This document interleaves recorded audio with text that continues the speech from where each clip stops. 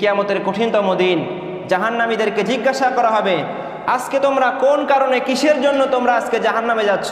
তখন জাহান্নামীরা মৌলিকভাবে 4টা কারণ বলবে। সূরাতুল মুদ্দাসিরের মধ্যে আছে, মা সালাকাকুম ফি সাকর, কোন জিনিস তোমাদেরকে জাহান্নামের মধ্যে নিয়ে গেল? তখন তারা বলবে, ক্বালু লাম নাকু মিনাল মুসাল্লিন, আমরা দুনিয়াতে সালাত আদায় করতাম না। দুনিয়াতে কি করতাম না?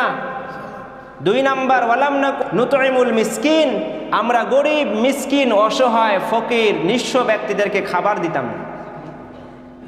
3 নাম্বার, ওয়া কুন্না নাখুযু মাআল খাইদিন, যারা অনর্থক কথা বলে, অসার কথা বলে, গীবত করে, পরনিন্দা করে, আমরা তাদের সাথে জমায়েত হয়ে, তাদের সাথে একত্রিত হয়ে অসার কথা বলতাম, গীবত করতাম, পরনিন্দা করতাম।